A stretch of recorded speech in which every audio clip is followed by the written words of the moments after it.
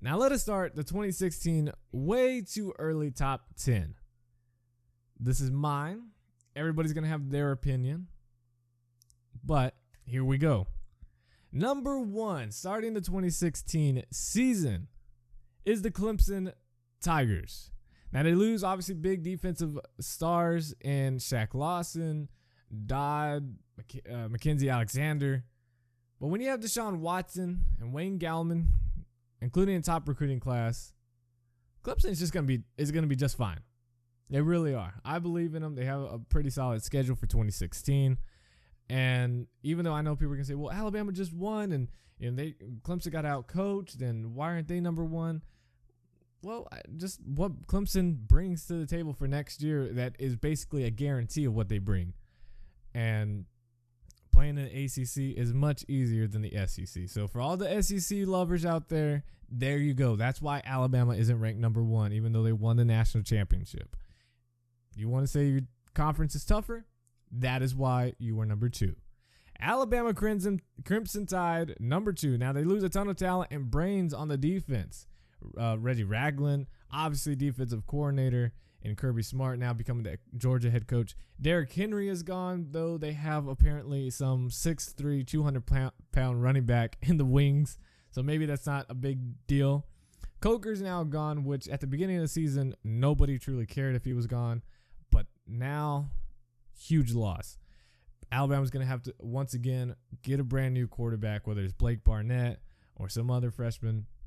Someone needs to step up and become a multiple-year starting quarterback. Now, that wasn't Jay Coker's fault. That was just because of, transfer rules and whatnot. But Alabama number 2, it's really like 1A, 1B.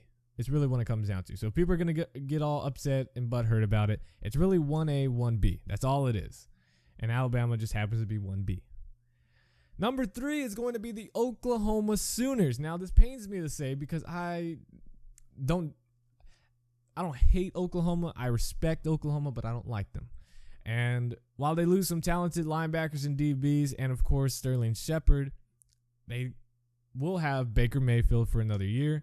Their main 2 running backs in Samaje Perine and Joe Mixon will be back, though having tough games on the road to Houston and Ohio State at home early should really test this team and where they're at. But I really feel like Oklahoma, obviously they can recruit just about anybody, and Bob Stoops, Lincoln Riley doing their thing. Oklahoma's going to be just fine. I know they got to plug up some holes in defense with Eric Stryker and all them good players. Oklahoma's going to be fine. They're going to be a top team, and it's really going to be fun when they play Houston and when they play Ohio State. Thankfully for Oklahoma, they have Ohio State at home. Now, number 4, probably one of the most hyped teams, along with Tennessee as being the most hyped team, and that's Michigan. And the reason is, in just 1 year, Jim Harbaugh took a team that had won 5 games. It's the exact same team, a 5-win team, and they won 10 games, including a blowout victory versus Florida in their bowl game. Now, Florida had a pretty solid defense, if we can all recall. Not the greatest offense, but they got blown out 41 to about 7. Now, Jake Rudock, he's going to be gone, but the top tight end in Jake Butt, the number 1 running back in the country, and Kareem Walker committing to Michigan, and a solid offensive line and defense is going to put Michigan to compete for a spot. Now, they have to go on the road to Iowa, to Ohio State, and Michigan State, which is going to be tough for Michigan. But this team got their first taste under Harbaugh and the Big Ten, and now they're ready with the recruiting class they've got and understanding the system, the younger guys knowing the system now, getting ready for next year. Remember, again, they were 1 play away from beating Michigan State. I don't believe they played Iowa this year. If they did, my fault, I forgot. And Ohio State was just angry. Now, this was a rivalry game, supposed to throw everything out the way, and just this game can go either way. But Ohio State was just really, really angry and trying to prove a point. I think much more. They wanted that game much more than Michigan did. But again, it's a huge rivalry, so maybe not. Michigan should be fine. If they find a quarterback, they settle down with them, I think Michigan's going to be a top team. Number 5 is going to be the Stanford Cardinals. And the reason they're number 5 and not higher is because of the loss of Kevin Hogan, which I believe is the winningest quarterback in Cardinals history, over Andrew Luck, believe it or not. And the 2 offensive line leaving, that scares me a little bit. It does. Can they really have someone step in and be as productive like those guys that they're going to have to replace? Now, of course, Christian McCaffrey is going to ball out, and we all know that. But having to replace their leading tackler, 2 starting DBs, is going to be tough for Stanford, especially playing in the Pac-12. With Washington State getting better, a lot of these other teams getting better, USC finding their guy, Stanford plays a pretty tough schedule. So if they can get a quarterback in, of course, this is like the main thing for quarterbacks. It's just we just don't have that many teams with a great or solid quarterback right now. Stanford, if they could get one in and do the thing, then Stanford could go up higher. But that's the only reason. Losing Kevin Hogan, 2 top offensive linemen, how much is that going to affect Christian McCaffrey, if any? That's the reason they're number 5 and not 3 or 4. I understand what they did last season, but I'm just saying. Number 6 is the LSU Tigers. Now, they have 9 returning starters in offense and defense. Les Miles is re-energized after almost getting canned. And with running back Leonard Fournette, the Tigers have a really good chance of beating just about anybody. Now, LSU does lose 2 top tackles in Alexander and Hawkins, but I feel like with Fournette, he can just gash just about anybody with the normal offensive line, just a solid offensive line. Defensively, I feel very confident. They get home games against Ole Miss and Alabama. Huge games. Chad Kelly returning, obviously, for Ole Miss. Ole Miss is going to be very good. Alabama's Alabama. So any little bit of help that LSU can get is huge. And now, obviously, Leonard Fournette, starting the 2016 year, this is his eligibility year that after 2016, he can then enter the NFL draft if he chooses. So he's going to want to have a huge year. Because the first 2 years, that's great. But if he doesn't have that great of a year, and I'm not saying he has to win the Heisman, I'm not saying he has to rush over, the 2,000 yards Derrick Henry did, but he's going to have a huge year and doing everything, blocking, catching out of the backfield, which I know LSU does not really pass the ball that much. And not having a quarterback for LSU is a huge thing as well. They just lost the commitment in Felipe Franks.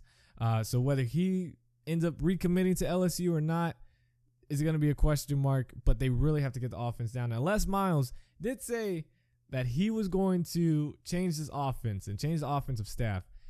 Unless there were some small coaching changes, I haven't really seen anything, a.k.a. firing Cam Cameron. Now, while his rush defense is fine, I believe total offense or pass offense was 111th in the country. That's not going to win games, especially in the SEC. So, with that, they need something. They need something up-tempo, some offense to change it up because LSU will not win the big games against Ole Miss, against Alabama, and a few others if they cannot throw the ball. I mean, it's that simple. Number 7 is probably going to be a question mark for a lot of people, but I feel very confident in them. And that's Notre Dame. And I know, hold on, don't end the video just yet. Don't end the podcast just yet. Now, they have huge losses wherever you look, but they have 2 premier quarterbacks at helm.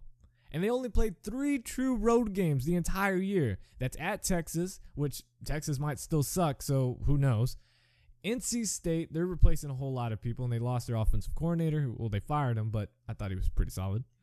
And their defense is garbage. And then USC, which you never know, but that's probably going to be a really solid team. So the Fighting Irish should be just fine schedule-wise. And they have some neutral sites against Army or against Navy and Syracuse. And I know Stanley and Martin are both gone from the offensive line. I know Will Fuller and CJ Prosise are both gone from the skill positions. And I know Joe Schmidt, Jalen Smith, and Keviar Russell are all gone from the defensive side. But with that schedule, and no matter who starts at quarterback with Zaire or the other guy that, of course, I'm going to forget his name, I believe Notre Dame is going to be just fine. Top 10 team? Yes, I think so. They're replacing a lot. Recruiting is going to be a huge deal for them. Brian Kelly staying for them. He's got a plan. And I think it's all going to work out. Malik Zaire, Deshaun Kaiser, that's who I'm going for. There we go. Both of these guys are going to compete and push each other to levels Notre Dame has not seen at quarterback for a very, very long time, and probably even better. These guys both want it. Zaire wants to come back from that injury strong and show that he is the true number one quarterback, and Deshaun Kaiser is trying to show that he still got it and he is the best choice. It's going to be fun offseason for Notre Dame. They're not. Brian Kelly said he's not going to announce the starting quarterback until the first, to that first week of their first game. So it's going to be back and forth over and over again. Hopefully no injuries happen, but I believe Notre Dame should be just fine. Number 8 is the Houston Cougars. I have to, and I know people are saying, well, what about Baylor? They lost their quarterbacks and still had a dynamic offense, and I know, but Houston feel a little bit more stronger with. Now, they lose a lot on defense, but with the best class Houston has ever had in recruiting, and having Todd Herman and Greg Ward Jr. leading that offense, Houston's going to shock a lot of people. And a lot of people have already used the hashtag H-Town takeover, and I think they bought into it pretty quickly. Now, DeMarcus Ayers is forgoing his senior year. I believe is a mistake. I don't see him getting drafted in the first 3 rounds. But Courtney Lark should be able to have a big role as an incoming freshman. The UH defense will have to replace 3 starters in the secondary and 3 of its top 4 tacklers. It's going to be tough, but defensively, Houston with their coaches and Craig Navier, I believe that's his last name, and Jason Washington defense, they can coach. They can coach. Defense, DBs, they have it. If they can coach multiple NFL draft picks at Texas State University, they can coach Houston guys, especially with the recruits they're getting. They're getting a 5-star defensive tackle going to Houston. And he's legit, too. He's not just because of his ranking. No, he is really good. And they got some other DBs coming in to step in. Houston's going to be fine replacing these guys. It's not going to be easy, of course. And the few weeks are going to give up some big plays like they did this year. But I think they're going to settle down with the coaching. Everybody's obviously bought in. The new guys and the older guys have quickly bought into this program. The Cougars will open up the season against Oklahoma at NRG Stadium in Houston. And then they play AAC road games at Cincinnati, Memphis, and Navy. Now, Cincinnati could be one of the tougher games out of that group. Navy obviously gave Houston a problem in the championship game, not the championship game, but the week before it. Memphis, on the other hand, should be a win for Houston. It's going to be a tough road game, of course, but obviously Lynch is gone. The head coach, Justin Fuente, is gone. A lot of other players are leaving as well. I think Memphis, not saying they're going to suck, but they're going to come back to life. They're going to go back to that average 6-6, 7-5 type team. The only thing that scares me, is, of course, is going to be a tough Oklahoma team. But this is a great chance opening week to exploit them with a top offense in Houston going against their defense, having to replace some of those players that we talked about earlier. And Cincinnati and Navy, that might be some of the tougher games. Number 9 is the Florida State Seminoles, and this was very tough to put them there and not maybe Ohio State. The reason is that this is the team that lost to Houston in the Peach Bowl, but they should come back pretty strong as, at least on the offensive side, as every starter is returning. Ladies and gentlemen, every starter is returning for Florida State. Only Everett Golston is leaving as a former starter, but he doesn't really count since Sean McGuire took over as QB1. Now, obviously, losing defensive studs like Jalen Ramsey sucked, but the recruiting class from last year and this upcoming class should help fill some of those missing holes. And Florida State should be just fine in this the ACC. Clemson's obviously going to be a tough game. Miami, depending on what Mark Rich can do in his first year, can be tough. But Florida State should be fine. Defensively, they use obviously a couple starters, but man, Florida State might be that dark horse team once again. They will be. And drum roll, please. The last team, the top 10, is not Ohio State, not Baylor, not Ole Miss, but TCU. Of course, the TCU Horned Frogs. Now, I'm clearing it out there. People are going to say, oh, that's dumb. That's crazy. Don't talk about losing players. to Gary Patterson, as he would just shake his head. Now, TCU, sure, they lose their best, probably arguably their best quarterback in school history in Trevon Boykin. And sure, they lose their best wide receiver TCU's ever had in Josh Doxson. But with Kenny Hill in the waiting and 26 other wide receivers on the team, believe it or not, I'm sure GP can think of many ways to win without those playmakers in Josh Doxson and Trevon Boykin. Now, one of the best recruiting classes for TCU is coming for the 2016 season, and given all the youngsters that had to step in and play for the almost 30 players that were injured this year, TCU has experience and will compete for the Big 12 championship. This was, this past year, the greatest coaching job Gary Patterson has ever put, even if they had lost against Oregon in the bowl game.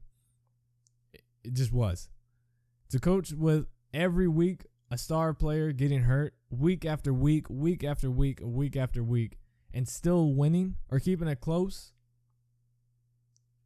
he's got it. He's got it. And, I'm excited for TCU. I truly am. This is going to be an exciting year.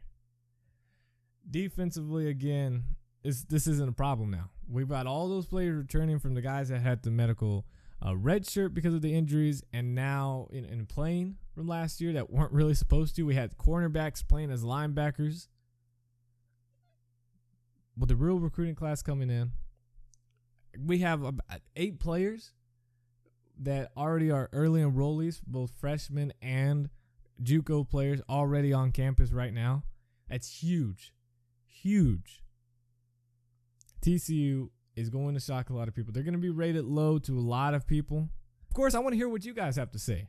I want to hear who's your top 10. Why are they your top 10? Not just saying, oh, well, they won a national championship. They got to be there. Why? Let me know why.